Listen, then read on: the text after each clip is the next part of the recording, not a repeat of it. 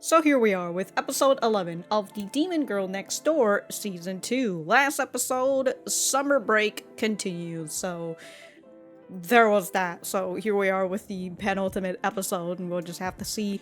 I thought that the thing that Ogura was talking about was going to come into play, but we didn't, so I assume it's going to come into play this episode. And if it doesn't, I guess it'll be in the final episode. We'll just have to see. If you guys like the video, like the video. If you dislike it, dislike it. I do have my full length up on Patreon and early access on the YouTube memberships. Other than that, let us get started. Oh my god, summer vacations finally ended. We've got only two episodes of just school. Even though they had some school days during summer, I was still very confused about that. Oh my god, I saw that rice with egg on top and I suddenly just want eggs and rice on top.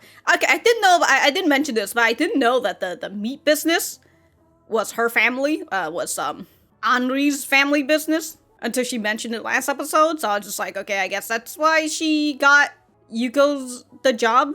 But also, I went on my anime list to look at character names, and then I saw that the woman who was like right next to Anri in the meat shop, they just wrote it as Anri's mother, and I was just like, that's her mother? What?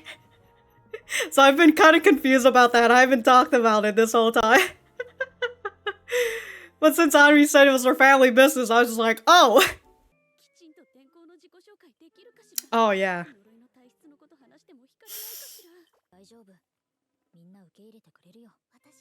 I thought she was already introduced to school because they talked about it before. Cause she's...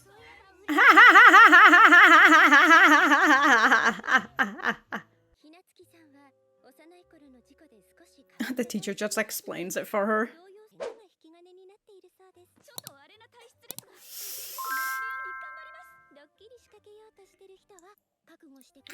Should consider himself warned.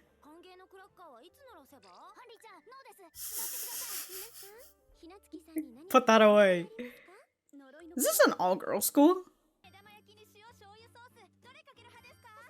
Oh no, too many questions. Deep fried food in the morning. But... Cause it's spun. What the fuck? The shit? Just got a fan to cheer her on. Yeah, exactly. I just got a phone on her.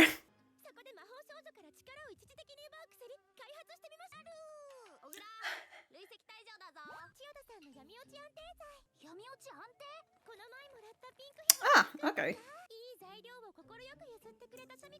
For graciously providing.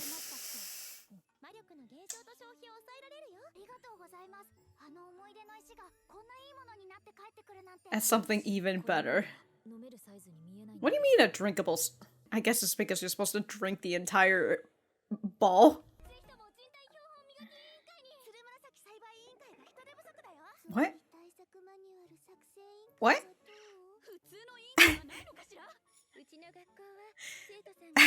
Damn, that's a lot of freedom. Mikan Cove.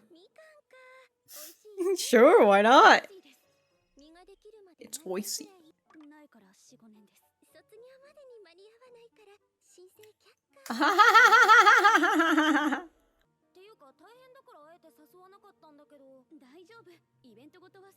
Yeah, she's gone through a lot of outrageous events. This fucking music in the back.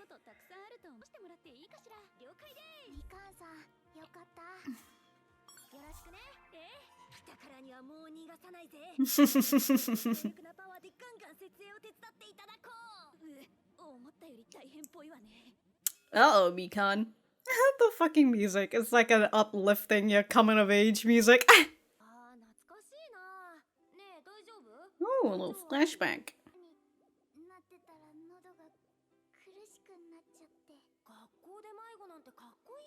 Such a cool story, getting lost at school.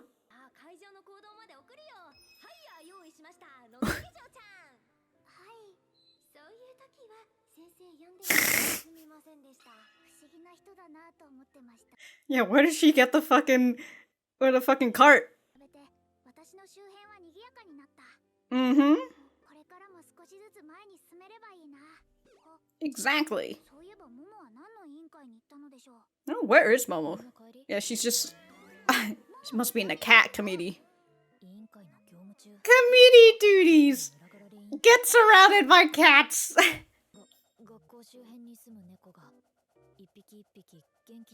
Damn, look at all these hand signs. Is that what you wrote? Is that what you wrote in your committee paper? Ah!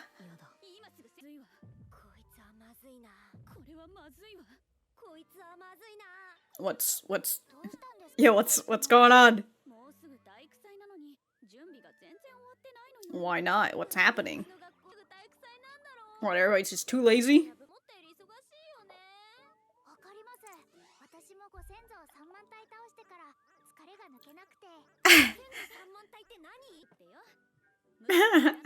Momo is just, I don't want to be here.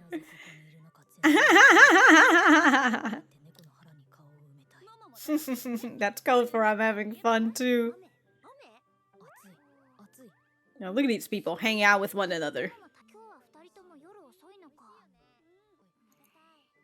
Feel for no reason at all, I'm gonna help out. Yeah. Don't want to be alone.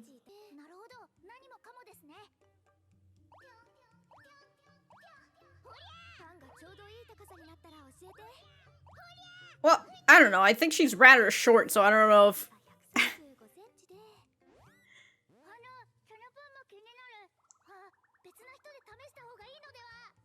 Test it on someone. If they said it based on me, exactly. But she's gonna jump too high, wait! Damn, holy shit. Yeah, she has been making a lot of dolls.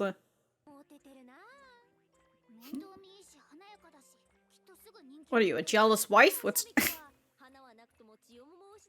You're totally on Team Momo. Ooh.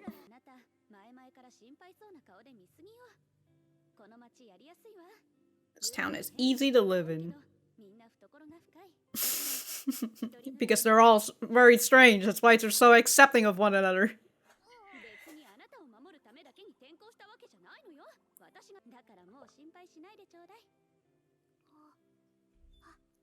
Did start last episode. Wow.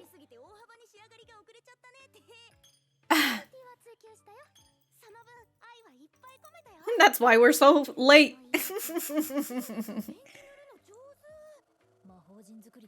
From making magic circles.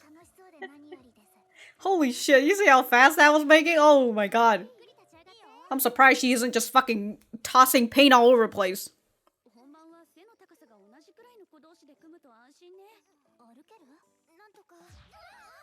Ooh! Uh-oh.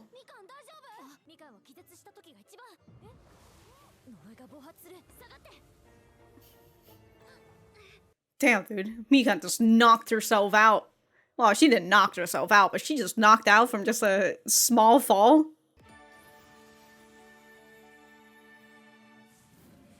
Can't tell whether that's a new record. Wasn't it 85 before? Oh no, everything else is messed up. All the props. Ah.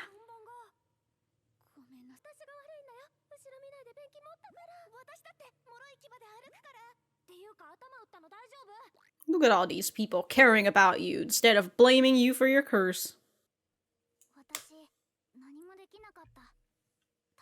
Oh, you know, being there was the thought that counts, you know?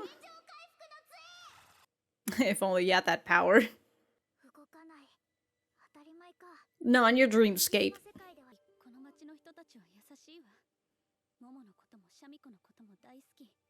Wow!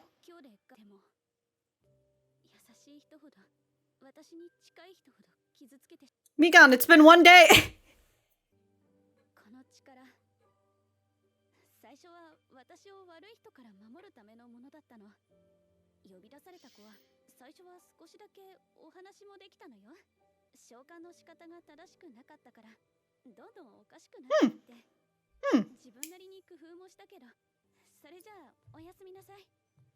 Mikan, we're all going the same way back. What are you doing?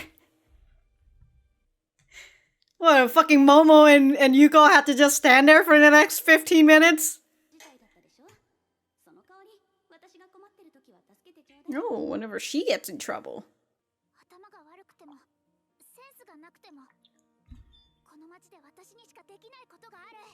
I don't know why I can't stop thinking about cooking. Food? Food? Oh my god, the sound of that elixir. She's trying to fucking run away. Why are you leaving your door unlocked?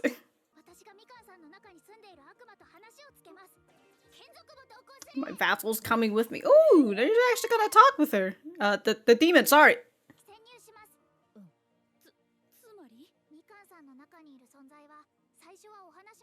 I guess that is her one. One thing she can do is go into dreams. Or maybe we'll just beat its ass.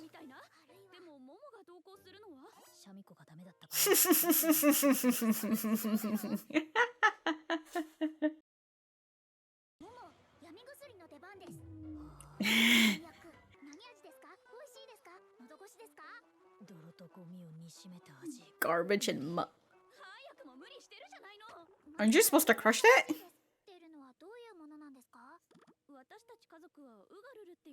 Ugullu.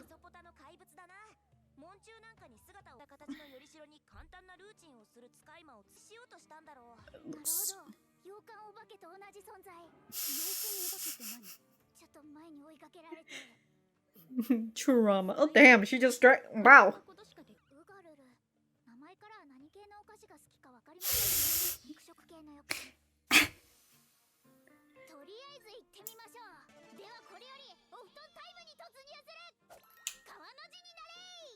We're all sleeping together.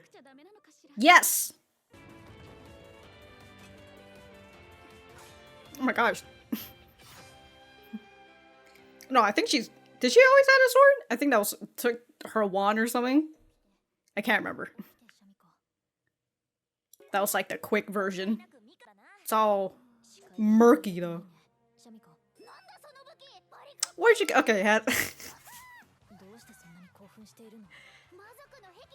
died my demonic ally. Oh.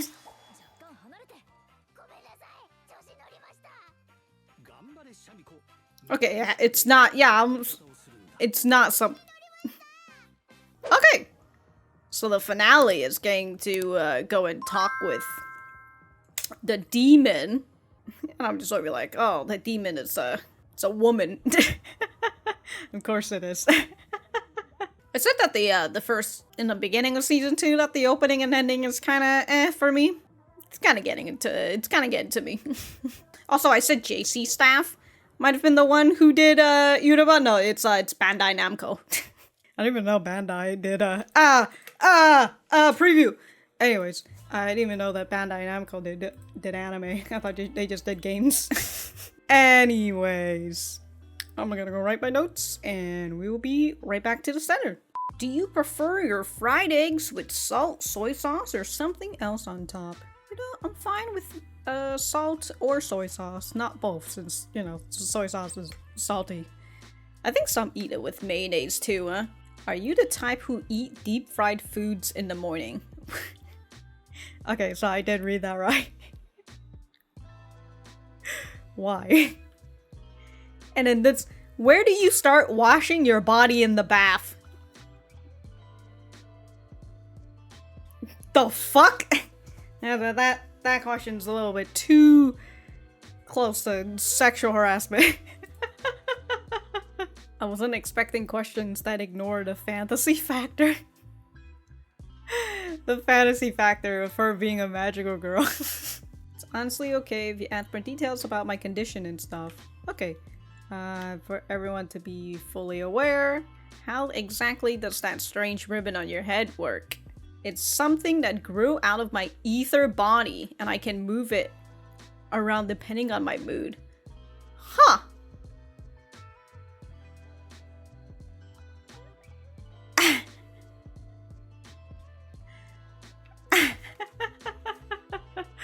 Okay. Okay, that's... that kind of explains why when she transforms, like, I see the fucking thing moves around.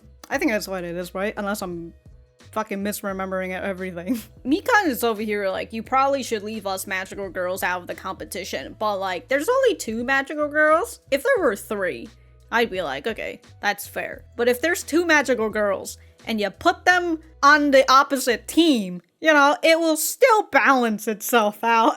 And it's not like they can join every single sports. It's not, they can't play in every single one. I mean, they probably can, but, for the most part, you kind of pick what you want, or people tell you to choose what you want for this sports day and all that. So, like, it'd still be fair game, It's just that each team got their super player.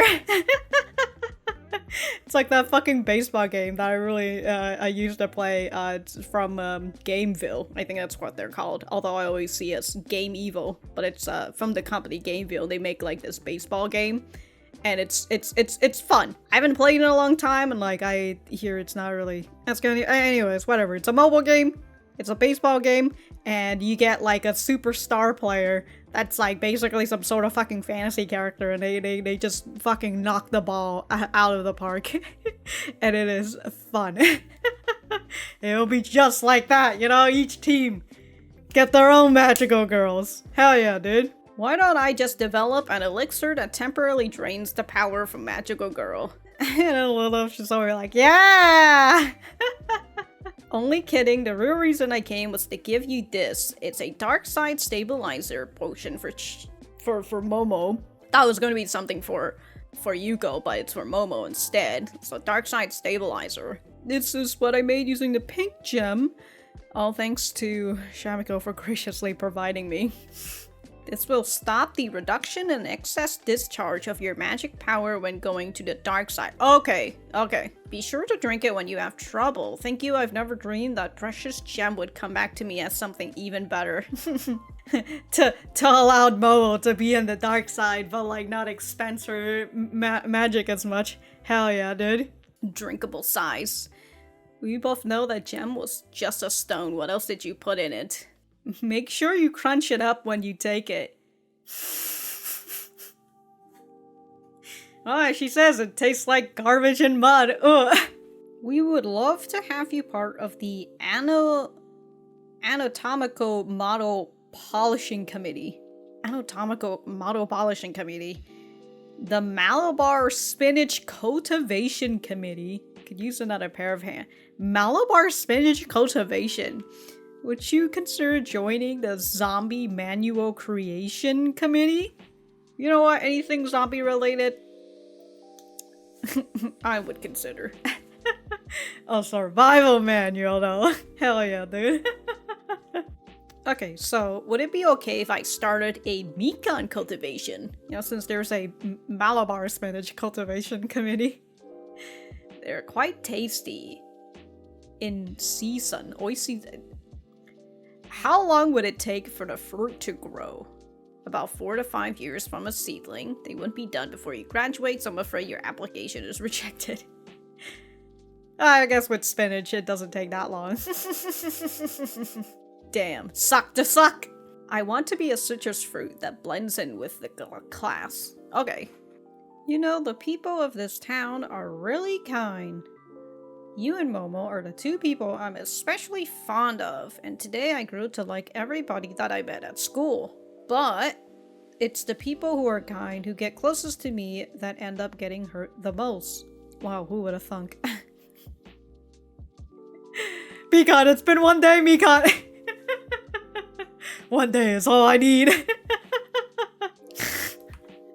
Okay, so, what the heck? Don't you know better than to barge into a lady's room? Forget your room, because we're about to barge our way straight into your heart! Damn, Yuko, damn! I want my shadow organization to be attractive enough that it gains many followers. Okay, so accepting associates, employee benefits, dream counseling, home cooked meals. Your demonic employer will clean your room for you. Alright, that's... What are these employer benefits?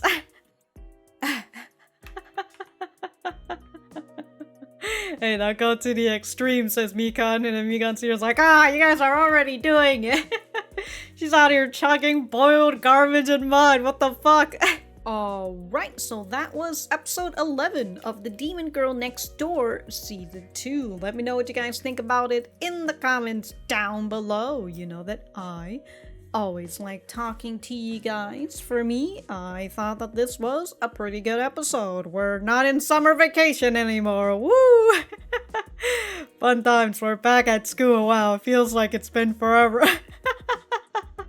Here we are, back at school, and Mikan is finally coming in as the transfer student. I don't know why. I thought she had already transferred in, but she hasn't. The thing that she was dreading about since, like, first season, I think, her having to introduce herself to class, you know, things went pretty well. I did want to mention, as they were talking about the school, and I think Azaze sensei, I think that's her name, right? Azaze, not, I guess I keep thinking about Azazel. Azaze sensei told to Mikan that this school is pretty, you know, it's pretty relaxed. If students don't have a committee that they want to join, they can just make their own committee as long as it's like in an interest to the school somewhere around there, or it benefits the school or whatnot.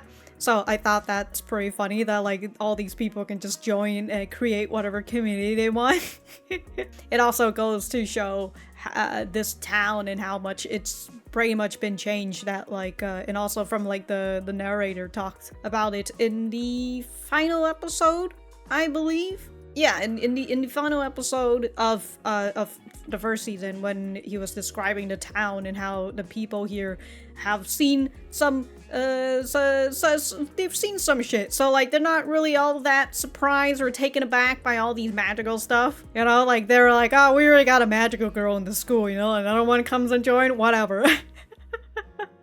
So I enjoy that. I love that they kind of just come when they were going to ask questions about Mikan. The first thing they're asking is the things that's not of the fantasy aspect. But then when Mikan tells them, like, hey, you know, you can ask me about the magical stuff if you want. It's good for you to know about it. And so I love that they're just like, okay, you know, like, what's that? You know, what the fuck's that thing, that ribbon thing on your head? And I enjoy that. Her introduction and just her trying to fit in with class is pretty good. Everybody in class is just so nice to her. And so they're also admiring her a little bit as well, since she's just so good at doing stuff. So I thought that, you know, it's nice for this is Mikan coming into class and getting along with all these other people.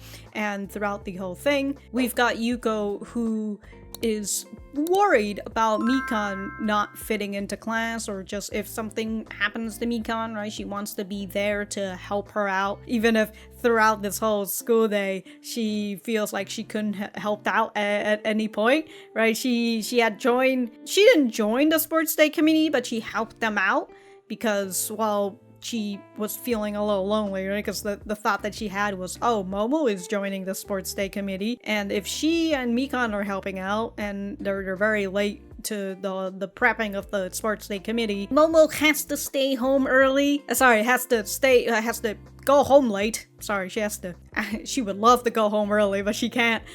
But because of that, right, Mikan and Momo, they're gonna come home late, and she doesn't want to be alone, so she goes and she joins them. So very fun, very nice. We also got to see a small little flashback of the first time Yuko and Anri met each other. And as Yuko says, you know, she's always been a bit of an oddball. She's out here like, hey, you need help, or you want to be taken to the, the entrance ceremony? You know, get on this cart. But eventually, Mikan tells Yuko that you're worrying too much about me. I'm doing fine. I've got everybody's here is so nice, and they're all getting along with me. You know, I'm doing great. And then afterwards, Mikan's out here getting bumped into, or technically the girl behind got bumped into, and then she fell down. and immediately she just goes unconscious. As Momo says, when she's unconscious, that's when her curse is the most powerful. So Momo has to transform, and she has to go and protect everybody. However, the unfortunate thing is that the billboard is now filled with, I just realized there are rainbows in this billboard.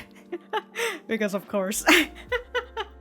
But the billboard is the sign. Sorry, it's all messed up now, unfortunately, and this leaves a really bad taste in Mikan's mouth, especially after everybody coming in, and instead of blaming her, they're just like, hey, are you okay? It's okay, you know, I'm to blame for letting the formation fall apart and such, right? They're putting the blame on themselves instead of on Mikan, and Mikan sees that they are very nice people, and thus, we have this moment where Mikan decides that she's going to try and push everybody away.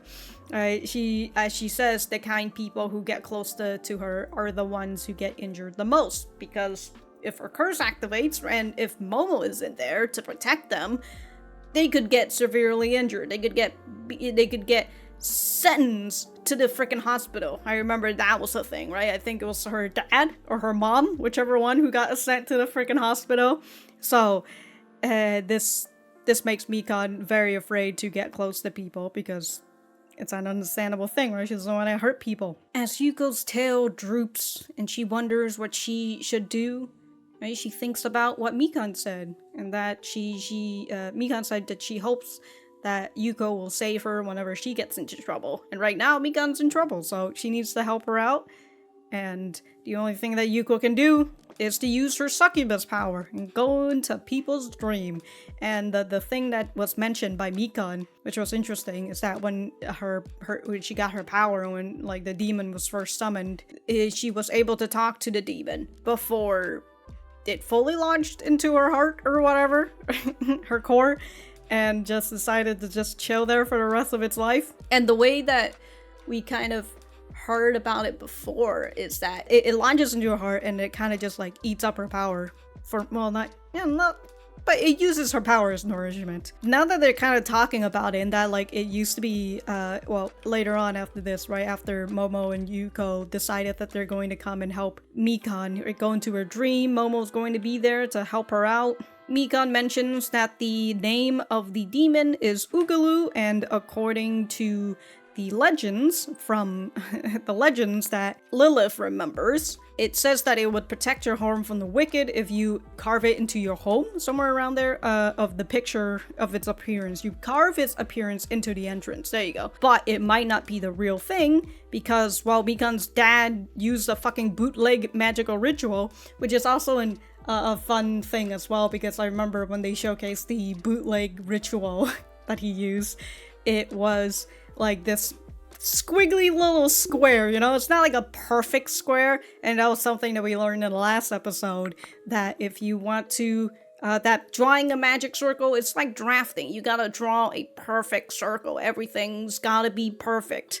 And Mikan's dad didn't have a perfect one, and that's why it's he did a fucking bootleg magic ritual, and it just summoned something that wasn't it, but he, let me see what Lilith said. And also, if it was truly the Ugullu of myth, it would be way more powerful. So I bet your dad just used a magic familiar that's capable of following a simple bodyguard routine and affixed it to a vessel that looked similar to Ugullu. Okay. And then Yuko's just like, oh, so it's something like the black licorice monster. So it's just a simple magic familiar that's just capable of following a simple bodyguard routine. Mikan says that it was supposed to be a familiar, and it doesn't have any consciousness of its own, but because it used Mikan's magic as nourishment, it became something more complex. So like it's like an AI that started learning, and then it just gained its own consciousness. I assume. And then it's just like, yeah, I want to continue launch into your heart for now. I wrote a question thinking like, what if it's just doing its job? You know? What if it truly is just doing its job, and it's just misunderstanding things, you know? Maybe all it really wants to do is protect Mikan, you know? Doesn't really have too much of a bad intention, but because of the way that it is, it just wants to fuck things up, you know? Or at least fuck things up around Mikan in order to protect her and whatnot. Consider how the show has kind of been going. That's how I kind of assume Ugullu is going to be when we meet her in the next episode. I assume. I mean, if we see Ugullu in the next episode and she's actually just really fucking evil, then I guess, you know, color me surprised and such. The other thing that I haven't mentioned yet is Ogura making a dark side stabilizer potion for Momo from the pink gem that they got from one of Sakura's familiar trap or whatever. And she says that it will stop the reduction in excess discharge of Momo's magic power when going to the dark side. As with what Yuko says, right, you've turned my pink gem into something that's even more incredible, because this allows me to get to see Momo in her dark form, and she doesn't have to like be all stressed out and have to be at max power for her dark side. So I thought that was very fun, because Yuko's such a fucking fangirl. She's such a fucking fangirl of Momo's dark side. And towards the end, with Momo going to the dark side, she now has a sword, and Yuko's just out here fangirling the fuck out of Momo right now. Very cute, very adorable. Okay, I was looking at this picture, and I was seeing the lights, and I was thinking that they were kind of similar to the lights that you see when you're in Lilith's space, right? She has those like golden lights, but then I started realizing that they're the Tetris pieces again, which is something that we saw back when Yuko was going into Momo's dreams. I mean, if it's Tetris, it's game related, then it has to be related to Yuko, because Yuko's the person who loves video games. So I was like, I guess this is just kind of like what you see for her when she's in somebody's dreams, I suppose. Also, about Ugullu, when Lilith mentions that it's one of Mesopotamia's beasts and that it's supposed to protect your home from the wicked. So I'm just kind of like, if it's a beast, is it a demon? You know, I don't know. But then it's supposed to protect your home from the wicked, so I'm just kind of like, is it supposed to be like a good thing? I mean, that's why your dad summoned it, right? To protect your home from the wicked, or to protect Mikan from the wicked. Not really sure. But it saying, Lilith mentioning that, right, this is the legend. That's why I'm thinking about the fact that, you know, maybe it's just doing its job a little bit too much. But hey, we'll just have to see, again, when Momo and Yuko sees it, and Yuko, you know, maybe talk it down a little bit, you know, give it some food, uses her wand, give it a lot of snacks and all that. She summons a meat wand and just summons meat. So she's just like, Ugullu sounds like a meat eater. Maybe she just really hates Mikan's diet, you know? Ugullu, I mean. All you ever fucking eat is Mikan. I hate citrus. But alright. Thought this was, again, a pretty good episode. And we're going to hope maybe solve just a little bit of Mikan's problem. We'll just have to see the next episode. So until then, if I have anything else to say, I will write it in the description down below. Thank you guys for sticking around, and I will see you guys in the next episode.